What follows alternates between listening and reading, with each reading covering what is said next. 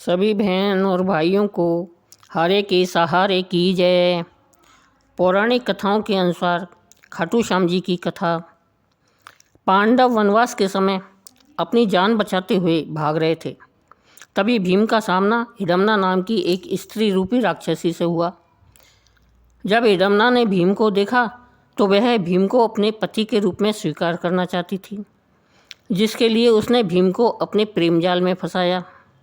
उसके पश्चात भीम ने माता कुंती की आज्ञा पाकर हिडम्बा से शादी रचा ली।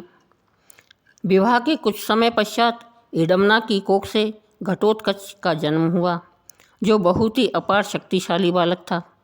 और जब हिडम्बा का यही पुत्र बड़ा हुआ तो भीम और हिडम्बा ने मिलकर अपने बेटे का विवाह रचा दिया। बेटे के विवाह के पश्चात घटोत्कच की पत्नी मौरवी ने बर्बरिक नाम के पुत्र को जन्म दिया, जो अपने पिता यानी कि घटोत्कच से भी अधिक ताकतवर, मायावी और शक्तिशाली था। बर्बरिक देवी माँ और भोलेनाथ का भक्त था और देवी माँ की सच्ची भक्ति के दौरान बर्बरिक को देवी माँ और भोलेनाथ के वरदान से 3 दिव्य बाण प्राप्त हुए, जो अपने लक्ष्य को भेदकर वापस लौट आते थे।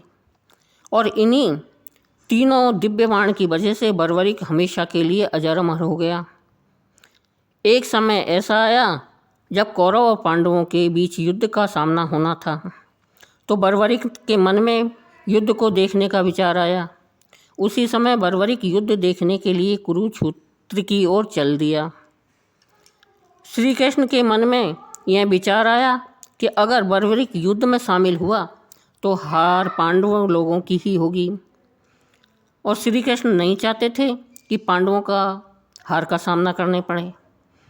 इसलिए श्री कृष्ण ने बर्बरिक को रोकना चाहा, जिसके लिए कृष्ण गरीब ब्राह्मण का भेष धारण करके और रास्ते में आ रहे बर्बरिक के समक्ष प्रस्तुत हो गए। और जब श्री कृष्ण बर्बरिक के समक्ष पहुँचे तो उन्होंने अनजान बनते हुए बर्बरिक से प्रश्न किया कि आप कौन हैं और कुरुक्षेत्र की ओर क्यों जा रहे हो।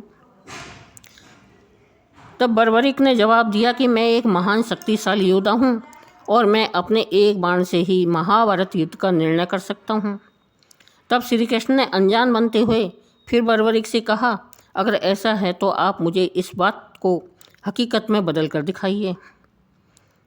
तो बर्बरिक ने कहा कि ये सामने जो पीपल का वृक्ष है, इस पर जितनी भी पत्तियां हैं उनमें छेद करके दिखाता हूँ।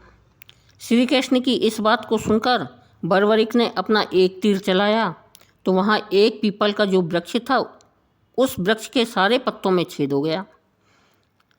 अब एक पत्ता जो श्री कृष्ण के पैर के नीचे दबा हुआ था, जिसकी वजह से बर्बरिक का चलाया हुआ बाण श्री कृष्ण के पैर के ऊपर ठहर गया। बर्बरिक ने कहा, हे महानुभाव, अपना पैर हटाइए, नहीं तो आपका पैर घायल हो जाएगा।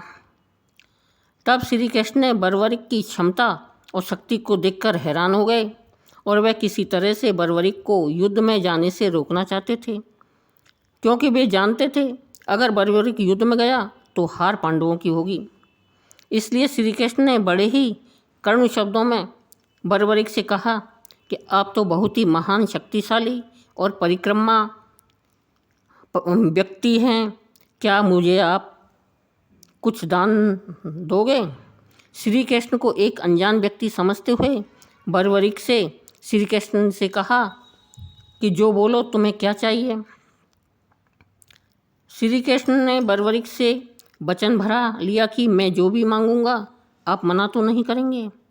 इस बात को सुनकर बर्बरिक ने वचन भर दिया और कहा, आप जो मांगोगे मैं देने के लिए तैयार हूँ। तब श्री कृष्ण ने बर्बरिक से दान के रूप में बर्बरिक का शीश मांग लिया। जब श्री कृष्ण ने बर्बरिक से ऐसा दान मांगा तब बर्बरिक जान गया कि यह कोई सामान्य ब्राह्मण नहीं है। तब उसने श्री कृष्ण से कहा, आप अपने असली रूप में आ जाइए और मुझे अपना परिचय दीजिए। मैं अपने वचन के मुताबिक आपको अपना शीश अवश्य दान करूँगा। तब श्री कृष्ण ब्राह्मण के रूप से अपने असली रूप में प्रकट हुए और बर्बरिक को अपना संपूर्ण परिचय दे दिया। जब श्री कृष्ण ने बर्बरिक को अपना वास्तविक परिचय दिया तो बर्बरिक ने खुशी खुशी अपना शीश श्री कृष्ण के चरणों में दान कर दिया। लेकिन बर्बरिक ने श्री कृष्ण से युद्ध देखने की इच्छा प्रस्तुत की।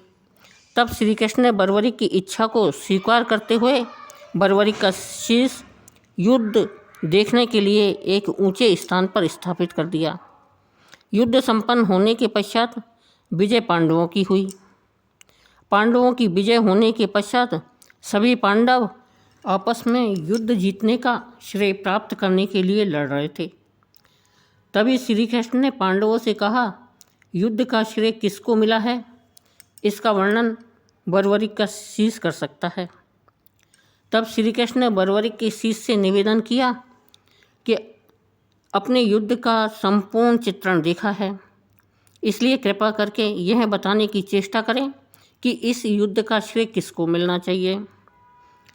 तब बर्बरिक के शीश ने पांडवों को बताया, युद्ध के दौरान श्री कृष्ण का चक्र चल रहा था, जिसकी वजह से सभी योद्धा कटे हुए वृक्ष की तरह पराजित हो रहे थे, और उधर द्रौपदी महाकाली के रूप में रक्तपान कर रही थी। बर्बरिक के इन शब्दों को सुनकर श्री कृष्ण बेहद ही प्रसन्न हुए और उन्होंने बर्बरिक को यह वरदान दिया कि आप कलयुग में हमारे रूप में पूजे जाएंगे, और जो भी भक्त सच्चे दिल से आपके नाम का स्मरण करेगा तो उस भक्त का कल्याण होगा और धर्म अर्थ काम मोक्ष की प्राप्ति होगी। इस प्रकार श्री कृष्ण ने खाटू श्याम जी की अपार शक्ति और सहनशीलता क्षमता से प्रभावित होकर इन्हें कलयुग में अपने अवतार में पूजे जाने का वरदान प्राप्त किया था, जिसमें श्री कृष्ण ने कहा था, कलयुग में जो भी भक्त तुम्हारे दर्शन करेगा तो समझो कि वह हमारे दर्शन करेगा, और जो भी भक्त तुम्हारे नाम का जाप करेगा समझो उसने मेरे नाम का जाप किया। यानी कि श्री कृष्ण ने इन्हें अपने बराबर का दर्जा दिया था, जिसकी वजह से इनका नाम खाटू श्याम पड़ गया।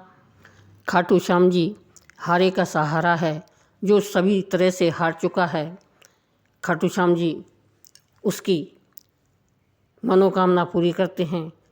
जो सच्चे मन से सच्चे दिल से खाटू श्याम जी की सेवा पूजा करता है, खाटू श्याम जी उसकी सभी मनोकामना पूर्ण करते हैं। बोलो खाटू श्याम जी की जय।